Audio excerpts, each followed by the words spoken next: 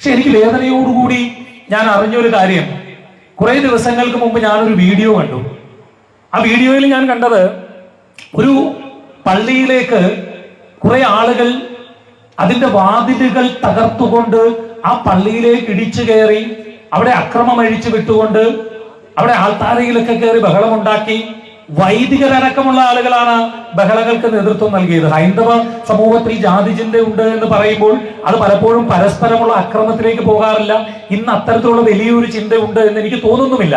എങ്കിലും ഞാനത് പലപ്പോഴും എന്റെ മുമ്പിൽ എത്തുന്ന കൊച്ചുകുട്ടികളോട് പറയാറുണ്ട്. പക്ഷെ ക്രിസ്തു എന്ന ഒരേ ഒരാളെ വിശ്വസിക്കുന്ന, കർത്താവിനെ വിശ്വസിക്കുന്ന ആളുകൾ തന്നെ പള്ളികളുടെയും മറ്റും പേരിൽ പരസ്പരം കലഹിക്കുന്നതും പരസ്പരം അടിയുണ്ടാക്കുന്നതും പരസ്പരം ഏറ്റുമുട്ടലുകളും നടത്തുമ്പോൾ വളരെ വേദനയോടുകൂടി എനിക്ക് തോന്നിയിട്ടുണ്ട്, ഇവർ ശരിക്കും ബൈബിൾ വായിച്ചിട്ടുണ്ടോ എന്ന്. കാരണം ഞാൻ ബൈബിൾ അടക്കമുള്ള എല്ലാ മതഗ്രന്ഥങ്ങളും വായിക്കുകയും പഠിക്കുകയും ചെയ്യുന്ന ആളാണ്. എൻ്റെ മതവിശ്വാസത്തിനുള്ളിൽ നിന്നുകൊണ്ട്, എന്റെ മതവിശ്വാസത്തിന്റെ സ്വാതന്ത്ര്യം ഉപയോഗിച്ചുകൊണ്ട് ഞാൻ ബൈബിളും വായിക്കും, ഖുറാനും വായിക്കും, അതേപറ്റി പ്രസംഗിക്കുകയും ചെയ്യും. അതിനാരും എന്നെ തടയാനുമില്ല.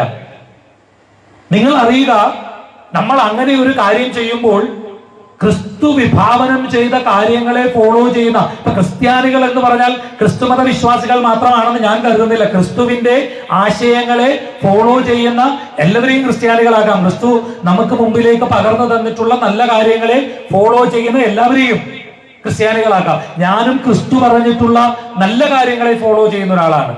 അപ്പൊ പുറത്തുനിന്ന് ഇതിനെ വീക്ഷിക്കുന്ന ഒരാളെന്നുള്ള നിലയിൽ അത്തരത്തിൽ ഈ ക്രിസ്തു മതവിഭാഗങ്ങൾക്കിടയിൽ ഉണ്ടാകുന്ന ഈ അക്രമങ്ങള്, പള്ളി പിടിച്ചടക്കാനുള്ള ശ്രമങ്ങളൊക്കെ കാണുമ്പോൾ ശരിക്കും വല്ലാണ്ട് വേദന തോന്നിയിട്ടുണ്ട്. നിങ്ങൾ കുഞ്ഞുങ്ങൾ ഇത് കേൾക്കണം. ഇതൊന്നും ബൈബിളിൽ പറഞ്ഞിട്ടുള്ള കാര്യങ്ങളേ അല്ല ഇവർ നിങ്ങളുടെ മുമ്പിലേക്ക് ഫോളോ ചെയ്യുന്നത്.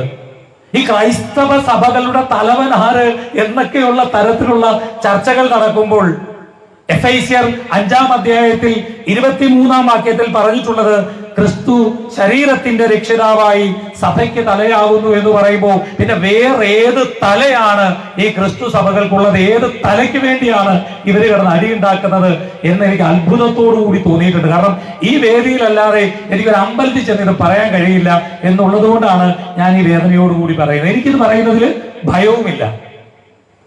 എത്ര മോശമായിട്ടുള്ള കാര്യമാണ് ഒരു ക്രിസ്തുദേവന്റെ പേരിൽ. ഇവരെല്ലാം ഒരേ ബൈബിൾ അല്ലേ വായിക്കുന്നത്? ഒരേ ബൈബിളിന്റെ ചിന്താഗതികളല്ലേ ഇവർ ഫോളോ ചെയ്യുന്നത്? യോഹന്നാന്റെ സുവിശേഷം 15-ാം അധ്യായം 12-ാം വാക്യത്തിൽ കൃത്യമായി ക്രിസ്തുദേവൻ പറയുന്നുണ്ട്, ഞാൻ നിങ്ങളെ സ്നേഹിച്ചിരിക്കുന്നത് പോലെ നിങ്ങളും തമ്മിൽ തമ്മിൽ സ്നേഹിക്കുക എന്ന് പറഞ്ഞിട്ടുണ്ട്. ഇത് വായിക്കുന്ന നിങ്ങൾ, ഈ ബൈബിൾ വായിക്കുന്ന നിങ്ങളാണോ ഈ തെരുവിൽ ചാനലുകാരെയും കൂട്ടിക്കൊണ്ടുപോയി അക്രമം അഴിച്ചുവിടുന്നത്? നിങ്ങൾ എന്ത് സന്ദേശമാണ് ഈ കൊച്ചു കുട്ടികൾക്കടക്കം, ക്രിസ്തു വിശ്വാസത്തെ ഫോളോ ചെയ്യുന്ന കുട്ടികൾക്കടക്കം നിങ്ങൾ നൽകുന്നത്? ഈ ക്രിസ്തു മതത്തെയും ആരാധനയെയും പുറത്തു നിന്ന് വീക്ഷിക്കുന്ന ഇതര സമുദായ അംഗങ്ങൾക്ക് നിങ്ങൾ എന്ത് സന്ദേശമാണ് നൽകുന്നത്? നിങ്ങൾ ആവേശത്തോടുകൂടി മാധ്യമങ്ങളെ വിളിച്ചുകൊണ്ട് പോകുമ്പോൾ നിങ്ങൾ മറന്നു പോകുന്ന ഒരു കാര്യമുണ്ട്. മത്തായിയുടെ സുവിശേഷം 7-ാം അധ്യായം 6-ാം വാക്യമാണെന്ന് തോന്നുന്നു. അതിൽ പറയുന്നത്, വിശുദ്ധമായത് നായ്ക്കൾക്ക് കൊടുക്കരുത്, നിങ്ങളുടെ മുത്തുക്കൾ നിങ്ങൾ പന്നികൾക്ക് ഇട്ടുകൊടുക്കരുത്, കാരണം അവയത് ചവിട്ടി അരയ്ക്കുകയും നിങ്ങളെ തിരിഞ്ഞാക്രമിക്കുകയും ചെയ്യും. നിങ്ങൾ ഈ മാധ്യമങ്ങൾക്ക് മുമ്പിൽ ഈ അക്രമങ്ങൾ അഴിച്ചുവിട്ട വിഷ്വലുകൾ നിങ്ങൾ കൊടുക്കുമ്പോൾ താൽക്കാലികമായി നിങ്ങൾ വിജയിക്കുന്നുവെങ്കിലും നിങ്ങളുടെ മുത്തുക്കളായ, നിങ്ങളുടെ അറിവുകളായ ബൈബിളും ക്രിസ്തുവിനെയും ഒക്കെ ചവിട്ടി അരയ്ക്കാൻ വേണ്ടിയുള്ള വേദികളാണ് നിങ്ങൾ നൽകുന്നത്. അത് പാടില്ല എന്ന് വളരെ വിനയത്തോടുകൂടി ഞാൻ പറയുകയാണ്, ഓർമ്മിപ്പിക്കുകയാണ്. ഇത് പറയുന്നതിൽ ശ്രീ സാംശയം അദ്ദേഹം ഫാദർ പറഞ്ഞു ഭയമുണ്ടെന്ന്. പക്ഷേ എനിക്ക് ആ ഭയമില്ലാത്തത് കൊണ്ടാണ് ഞാൻ നിങ്ങളുടെ മുമ്പിൽ വന്ന് ഇത് അവതരിപ്പിക്കുന്നത്. അതുകൊണ്ട് കുഞ്ഞുങ്ങളെ, നിങ്ങൾ ജാതി മത ചിന്തകൾക്ക് അതീതമായി നിങ്ങളുടെ മതവിശ്വാസത്തിനുള്ളിൽ നിന്നുകൊണ്ട് നിങ്ങൾ എല്ലാം പഠിക്കണം.